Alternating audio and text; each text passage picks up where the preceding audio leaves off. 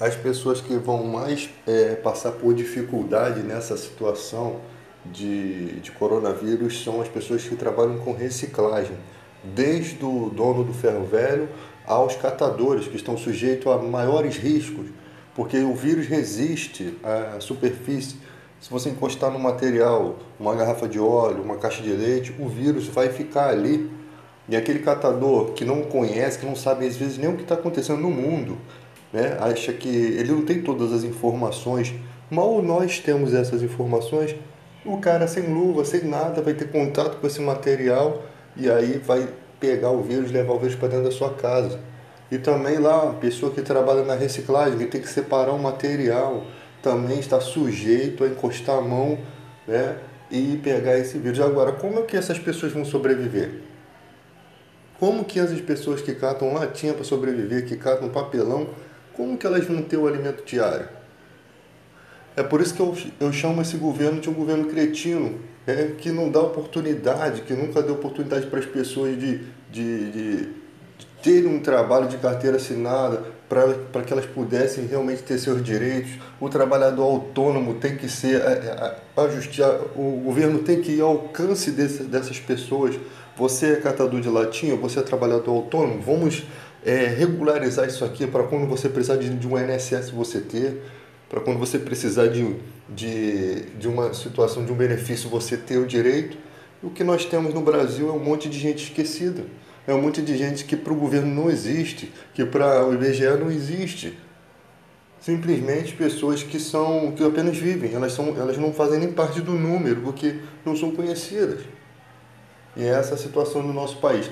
Nós chegamos a um ponto de pandemia, e o nosso país foi largado, abandonado por todos esses políticos malditos e cretinos que nós temos aí, e chegamos a um ponto em que não temos condição de fazer nada, de enfrentar uma situação dessa, né?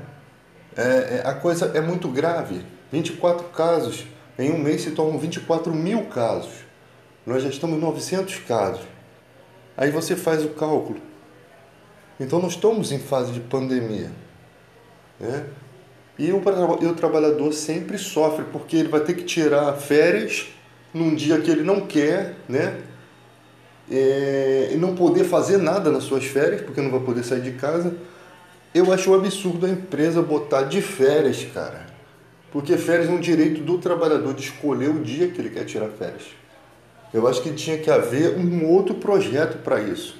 Um projeto emergencial, um seguro, por exemplo, para esse tipo de coisa. Nós temos seguro de vida. Será que esse seguro não cobre pandemia? Chegou uma época de pandemia, o seguro vai e paga por 2, 3 meses, 5 meses, para aquela pessoa poder se sustentar e a empresa também não levar o prejuízo. Mas sempre se ferra o trabalhador. Sempre o trabalhador se lasca, né? Porque as empresas têm muito dinheiro, algumas, né? Tem muito dinheiro, mas o trabalhador sempre tem o seu direito usurpado. É isso que ferra o nosso país. Então, quando a gente luta por leis justas, leis trabalhistas, é por conta desse tipo de coisa. Agora nós estamos vendo uma era que o mundo, o Brasil, por exemplo, está em juízo. Deus está em juízo com o Brasil, você pode perceber. Mas por que chegou a esse ponto? Como eu vejo isso? Um monte de pastores trambiqueiros, né? Não estou dizendo aqui que não existem igrejas de Deus, existem. E essas estão sendo atrapalhadas por esses trambiqueiros, com essas teologias doidas, esses charlatões unidos com a política brasileira, unidos porque são aqueles que trazem os votos e por isso não são punidos por charlatanismo, unidos chegou a um ponto de tomarem, de passarem para dentro da política. Esses charlatões estão passando para dentro da política, colocando os seus, é uma milícia cristã, uma milícia gospel.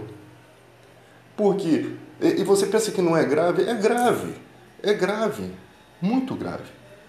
Porque o povo brasileiro tem o seu direito usurpado, assaltado, escarrado por essa raça de pessoa. E ainda se dizem de Deus.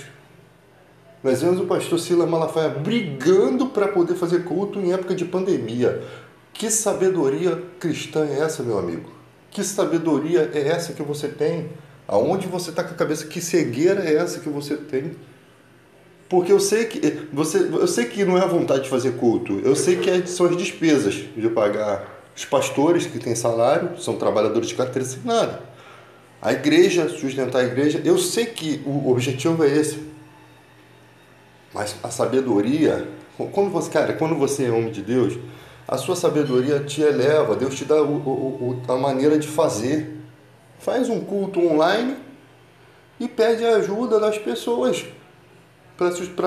Informa a situação ao servidor. Temos os pastores nem suas famílias, mas não. Ele quer desafiar o governo, as autoridades que estão criando regras que não são regras injustas, não são regras incalculadas, são regras verdadeiramente que você pode ver. Não pode concentrar pessoas na igreja. Estamos em pandemia, onde um servo de Deus não consegue enxergar isso. Mas por que não consegue enxergar? Porque tem um dedo podre para a política. Está lá defendendo Aécio Neves, defendendo Cunha, defendendo Bolsonaro, defendendo gente que não vale porcaria nenhuma. Por isso que está cego. É por isso que está cego. Então, quando você tem um interesse, quando você troca o evangelho pelos seus próprios interesses, a Bíblia mesmo diz, não dá para servir dois senhores. Ou serve a Deus ou serve a Mamon. E olha que o Malafaia é um cara muito inteligente, um dos pregadores melhores pregadores do Brasil. Eu aprendi muita coisa com ele. É um dos melhores, mas que se desviou, como um Balaão, começou a ir pelo caminho errado. Precisa acordar. Eu tenho certeza que tem muitos pastores que estão do lado do Malafaia que sabem que ele está cego, que sabem que ele está indo pelo caminho errado, mas não tem coragem de chegar. Amigo, não leva mal não, você está buscando os seus interesses. O que você está fazendo não tem condição. E tem outros que devem estar falando isso para ele, mas a rebeldia dele não deixa ele tomar a decisão adequada, né?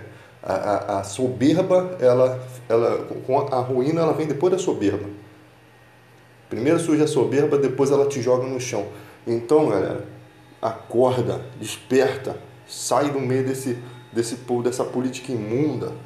Continua sendo um pregador, continua indo pelo caminho certo. Tudo começou quando ele começou a trazer esses pastores americanos lá, que começou a pedir dinheiro, iludindo o povo que vai vir uma grande crise mundial, que isso daí pode ter sido calculado, né?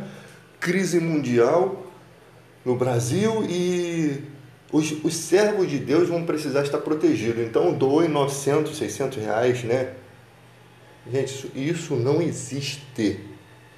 Deus, tem gente que está assim, não, a praga não vai pegar em mim não, eu sou cristão, a praga pode pegar em qualquer pessoa. No mundo tereis aflição, todo mundo está sujeito. Eu fico vendo pessoas pegando versículos e se apegando a ele. A hora que a praga vier e pegar, vai falar assim, meu Deus, por que você me abandonou? Negativo. Eu não te abandonei. Eu sempre disse que tudo sucede a todos. Não morre o crente atropelado? Não morre o crente de tiro? Todo dia você não vê isso? Quem está mentindo? O pastor ou a realidade? Qualquer pessoa, nossa vida não está sujeito, nossos caprichos não estão sujeitos a essa vida. Paulo diz, não podemos considerar que a glória que advia é pior do que essa daqui. Não. A glória que advia é muito maior. Não podemos esperar em Cristo somente nessa vida. Se esperarmos em Cristo somente nessa vida, somos os mais miseráveis. Nossa esperança não está nessa vida. Então as pessoas leem as Escrituras como convém, ajeitam versículos para poder... ajeitam os versículos para poder combinar com o que elas acham, né? E o Silas Malafaia tem feito muito isso nesses dias, e não consegue entender a realidade.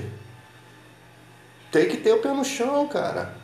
Você não pode pegar versículo e combinar para poder mostrar. Tipo assim, para mostrar para os cristãos, eu estou fazendo isso por conta dessa palavra aqui, mas não tem fundamento. Tem versículo que não dá para você aplicar em certa situação. É só você ter um olho crítico. Observe, estamos em pandemia. Que fase dessa que você não entendeu? Igreja, tem um monte de gente idosa, tem criança. Não adianta usar máscara, não adianta porcaria nenhuma. Está em risco. Se está em risco, vamos ser prudentes, como a serpente, diz a Bíblia. Vamos ser prudentes. Mas o cara não consegue entender isso. É o único que eu vejo criticando. A Igreja Católica já parou tudo. As outras religiões já pararam tudo. Só o Silas Malafaia, que está igual um bocó aí, gritando aí e fazendo vergonha. Fazendo que ele gosta desse alarde, né? Ele gosta de aparecer, ele gosta de fazer barulho. Só que o barulho dele não tem tom, tá fora da escala. Infelizmente é assim. Então, eu não vejo a igreja.